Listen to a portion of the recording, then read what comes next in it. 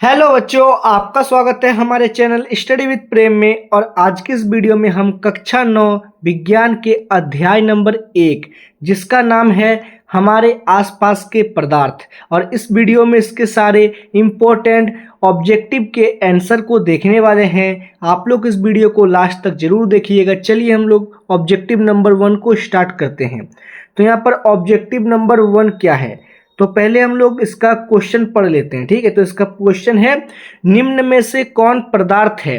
तो यहाँ पर आपको 4 नाम दिया हुआ रहेगा, इनमें से 3 गलत है और 1 सही है। उस सही को आपको लिखना है। ठीक है, उस सही को आपको लिखना नहीं बल्कि टिक लगाना है। तो क्वेश्चन है कौन पदार्थ है, तो यहाँ पर पदार्थ कौन है, तो वायु। वायु जो है एक पदार्थ है। ठीक है, 1 नंबर क्लियर हो गया। फिर क्वेश्चन नंबर 2 है, 2 यानी क्वेश्चन नंबर 2, निम्न में कौन पदार्थ है। तो यहाँ पर बताना है आपको कौन पदार्थ है। तो पदार्थ वो चीज होता है जिसे हम लोग छू या महसूस कर सकते हैं, जैसे कि कुर्सी। कुर्सी जो है एक पदार्थ है। फिर क्वेश्चन नंबर 3 क्या है, क्वेश्चन नंबर 3 है निम्न में कौन पदार्थ नहीं है। तो बताना है आपको यहाँ पर कौन पदार्थ नहीं है। तो स्नेह, जो स्नेह है वो एक पदार्थ नहीं है बल्कि ये एक भावना होती है। ठीक है, फिर क्वेश्चन नंबर 4 क्या है, क्वेश्चन नंबर 4 है गैसों में विसरण का एक उदाहरण है। तो गैसों में विसरण का एक उदाहरण क्या है, तो इसका राइट आंसर हो जाएगा ऑप्शन नंबर 1, इत्र के सुगंध का हवा में फैलना। जब जो इत्र यानी परफ्यूम का सुगंध जब हवा में फैलता है उसी को गैसों का विसरण कहा जाता है। ये इसका एक उदाहरण है। ठीक है, क्वेश्चन नंबर 4 क्लियर हो चुका है। फिर हम लोग ऑब्जेक्टिव के क्वेश्चन नंबर 5 को देखेंगे। क्वेश्चन नंबर 5 है निम्नांकित में द्रव्य में कौन निश्चित है। तो द्रव्य में क्या निश्चित होता है, तो आयतन। द्रव्य में पूछेगा क्या निश्चित होता है तो इसके टिक लगाइएगा आप लोग आयतन। ठीक है, फिर क्वेश्चन नंबर 6 है। तो क्वेश्चन नंबर 6 का क्वेश्चन है निम्नांकित में से द्रव्य कौन अनिश्चित है। तो द्रव्य में क्या अनिश्चित होता है, तो द्रव्य का जो है आकार अनिश्चित होता है। ठीक है, तो क्वेश्चन नंबर 6 भी क्लियर है। क्वेश्चन नंबर 7 की ओर आगे बढ़ते हैं। क्वेश्चन नंबर 7 है किस अवस्था में अणुओं की ऊर्जा अधिकतम होती है। तो जो अणु होते हैं ना, अणु की ऊर्जा अधिकतम किस अवस्था में होता है, तो ये होता है आपका गैस में। जब अणु गैस की अवस्था में होते हैं तब उसकी ऊर्जा अधिकतम होता है। ठीक है, तो क्वेश्चन नंबर 7 का जो राइट आंसर था वो हो जाएगा ऑप्शन नंबर 3। ठीक है, क्लियर है। फिर क्वेश्चन नंबर 8 है। क्वेश्चन नंबर 8 को पढ़िए किस अवस्था में अणुओं की ऊर्जा सबसे कम होती है। तो जो अणु होते हैं उसकी ऊर्जा सबसे कम किस अवस्था में होता है, तो इसका राइट आंसर हो जाएगा ऑप्शन नंबर 1 यानी कि ठोस। जब अणु ठोस अवस्था में पाया जाता है तब वो सबसे कम ऊर्जा वाला होता है। ठीक है, तो क्वेश्चन नंबर 8 भी क्लियर है। फिर क्वेश्चन नंबर 9 है। क्वेश्चन नंबर 9 को पढ़िए आप लोग पदार्थ की किस अवस्था में अंतरानुकरण बल प्रबलतम होता है। तो पदार्थ का कौन सा ऐसा अवस्था होता है जिसमें अंतरानुक बल प्रबलतम होता है, तो ये कब होता है, जब पदार्थ ठोस होता है। ठीक है, क्वेश्चन नंबर 9 समझ चुके हैं। फिर आगे बढ़ेंगे हम लोग क्वेश्चन नंबर 10 की ओर। क्वेश्चन नंबर 10 है निम्न में से किसमें कणों की अधिकतम गति होती है। तो कणों की गति अधिकतम किसमें होता है, तो गैस में।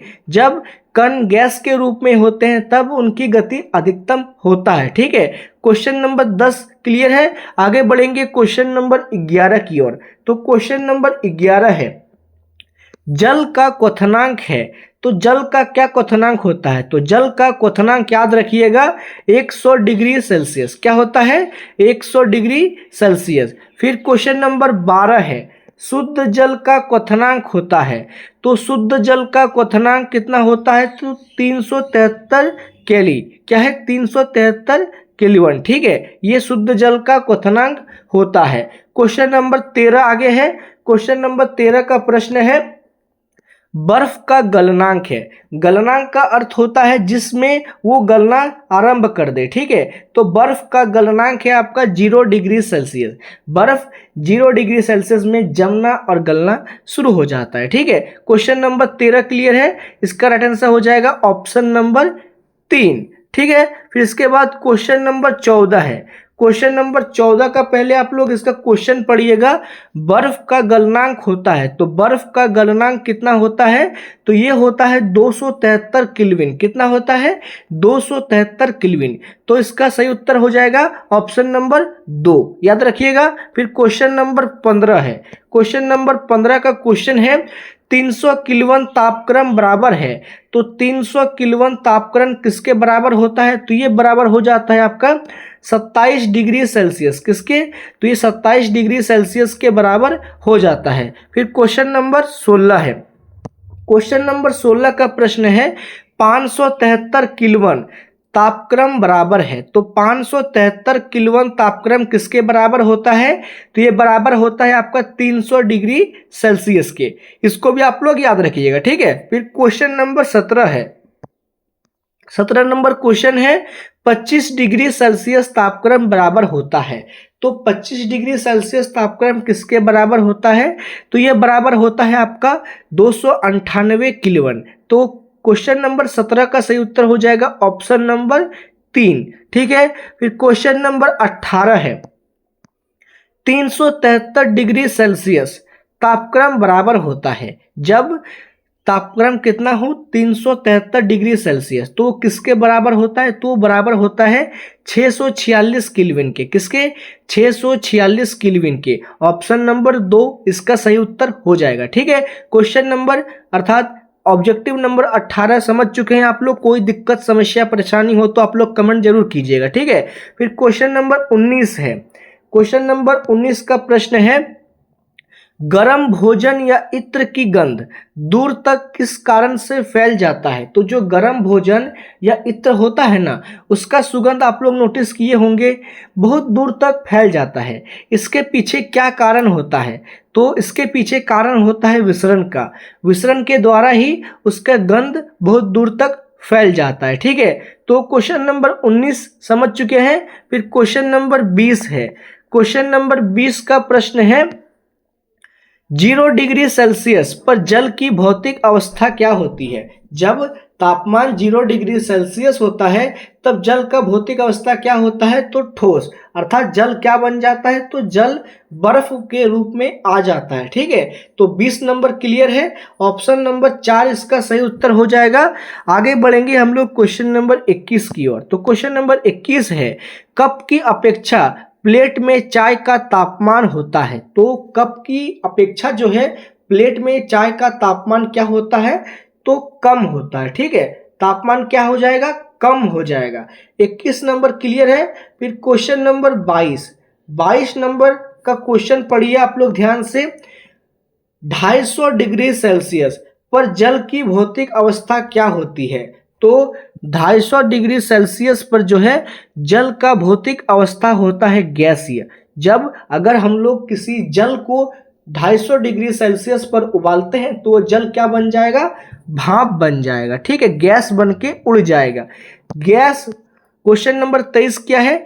गैस का द्रव में परिवर्तन कहलाता है, तो गैस का द्रव में परिवर्तन क्या कहलाता है?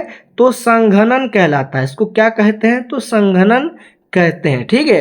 23 नंबर हो गया। क्वेश्चन नंबर 24 है ठोस से गैस में परिवर्तन कहलाता है। जब कोई चीज ठोस से गैस में परिवर्तित हो जाता है तो उसे क्या कहते हैं, या वो क्या कहलाता है?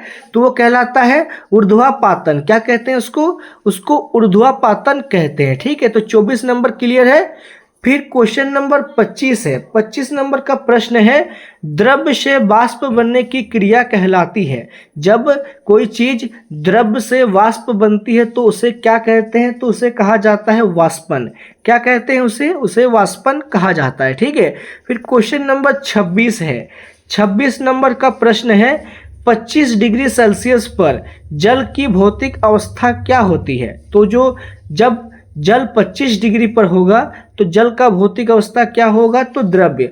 जल जो है जिस रूप में हम लोग जल को अभी समय में देख रहे हैं वो द्रव के रूप में है, ठीक है। और 25 डिग्री सेल्सियस पर भी जल द्रव के रूप में ही रहेगा। फिर क्वेश्चन नंबर 27 है। 27 नंबर प्रश्न है 100 डिग्री सेल्सियस पर जल की भौतिक अवस्था क्या होगी? जब जल 100 डिग्री सेल्सियस पर होगा तो जल का भौतिक अवस्था क्या होगा? तो जल वाष्प के रूप में होगा। किस रूप में होगा? तो वाष्प के रूप में। फिर क्वेश्चन नंबर 28 है, शुष्क बर्फ का रासायनिक नाम है। तो शुष्क बर्फ का रासायनिक नाम क्या है? तो ठोस CO2 अर्थात ठोस कार्बन डाइऑक्साइड, इसे ही शुष्क बर्फ अर्थात कोल्ड आइस या ड्राई आइस भी अंग्रेजी से कहा जाता है। ठीक है, तो क्वेश्चन नंबर 28 क्लियर है। फिर आगे बढ़ेंगे हम लोग क्वेश्चन नंबर 29 की ओर। तो क्वेश्चन नंबर 29 है, क्वेश्चन नंबर 29 का प्रश्न पढ़िएगा, जब वाष्प संघनित होता है तो वाष्प संघनित होता है तो क्या होता है? तो उसका ताप घट जाता है। उसका ताप क्या हो जाता है?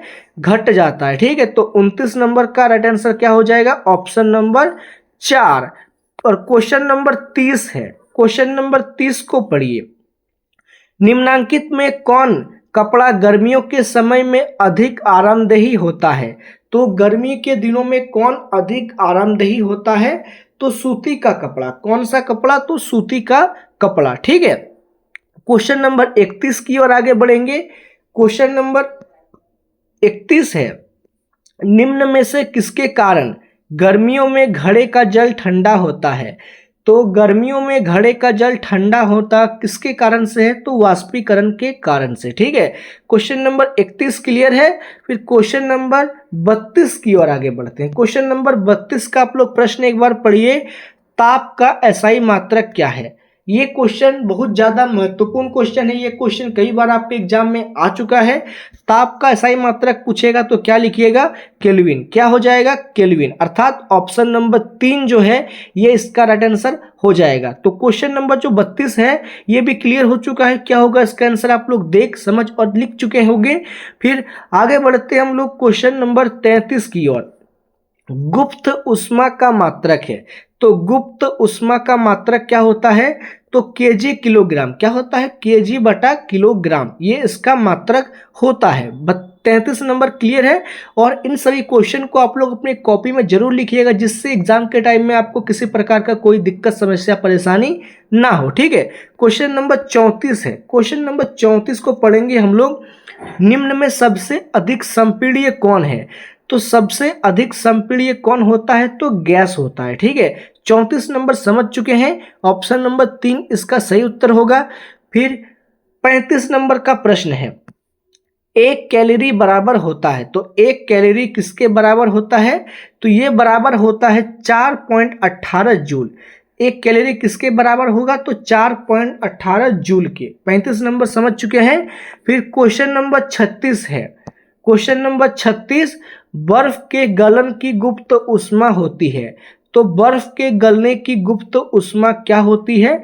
तो 365 किलो जूल बटा किलोग्राम। ठीक है, तो ये इसका राइट आंसर हो जाएगा, अर्थात ऑप्शन नंबर 1।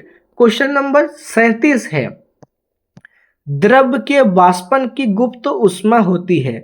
तो द्रव के वाष्पन की गुप्त ऊष्मा क्या होती है? तो इसका सही उत्तर हो जाएगा ऑप्शन नंबर 37 नंबर का इसका सही उत्तर होगा ऑप्शन नंबर 2, अर्थात 2260 किलो जूल ग्राम। ठीक है, 2260 केजी बटा के जी किलोग्राम। 37 नंबर क्लियर है। फिर क्वेश्चन नंबर 38, क्वेश्चन नंबर 38 का आप लोग एक बार प्रश्न को पढ़िएगा, कौन तीव्रतर विसरित होता है? तो कौन जो है सबसे जल्दी विसरित होता है? तो सबसे जल्दी विसरित होता है आपका गैस। 38 नंबर हो चुका है। क्वेश्चन नंबर 39 है, प्रकृति में कौन सा द्रव ठोस और गैस तीनों अवस्थाओं में पाया जाता है? तो कौन सा ऐसा पदार्थ है जो ठोस, गैस और द्रव तीनों अवस्थाओं में पाया जाता है? तो इसका सही उत्तर हो जाएगा ऑप्शन नंबर 4, जल। ठीक है, 39 नंबर क्लियर है। अब लास्ट क्वेश्चन है क्वेश्चन नंबर 40, पदार्थ की किस अवस्था के अंतरानुगण बल प्रबलतम होता है? तो किसमें बल जो है प्रबलतम होता है? तो ठोस में। ठीक है, 40 नंबर का सही उत्तर हो जाएगा ऑप्शन नंबर 1।